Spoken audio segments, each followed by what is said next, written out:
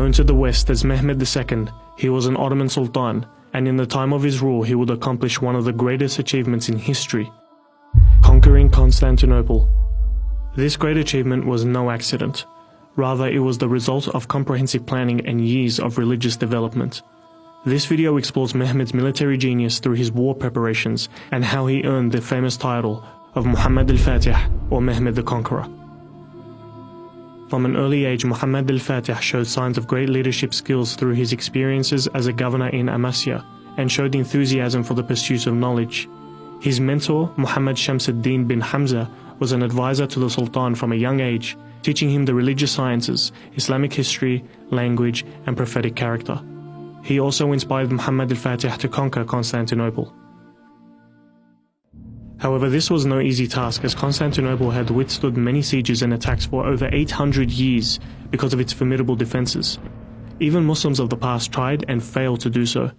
What set Muhammad al-Fatih apart from his predecessors is his genius pre-war strategy. He signed peace treaties with Serbia, Hungary, and Bulgaria to uphold ceasefire during the forthcoming siege. He even increased taxes on sovereign states and regulated the trading sector to secure a war fund.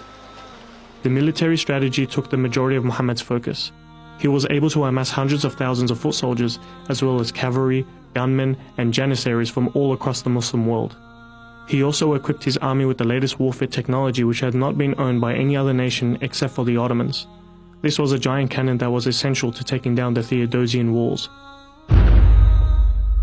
Mehmed took no risks.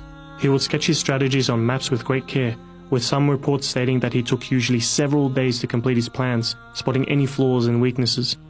He analyzed previous sieges on Constantinople, trying to understand their flawed tactics. The majority of leaders used land strategies to try and capture the city. The Byzantines were not affected by this, seeing that they used the sea for trade routes and war supplies. To bypass this issue, he positioned his foot soldiers and cavalrymen on land, while his navy was stationed at the sea to barricade the ships carrying aid and war supplies from other Christian nations. And so on the 6th of April, 1453, the siege of Constantinople had begun. Wave after wave, the Ottomans attacked the city.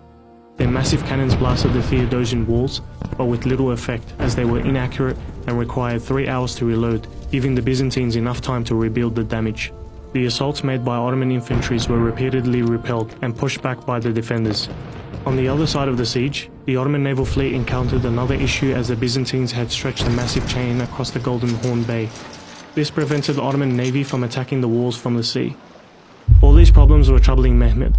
He knew that if he were to be victorious, he would have to adapt to the changing conditions. Muhammad al-Fatih ordered the construction of a road of greased logs to drag his ships over the hill into the Golden Horn, bypassing the chain barrier. The defenders were forced to disperse part of their forces to defend the sea walls along the Golden Horn.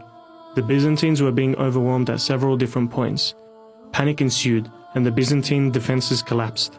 And surely enough, Ottoman flags were seen on top of a small gate. Finally, after a 53-day siege, on the 29th of May 1453, Sultan Mehmed had conquered Constantinople. Following the conquest, Mehmed protected both Jews and Christians and respected their rights as citizens of Constantinople.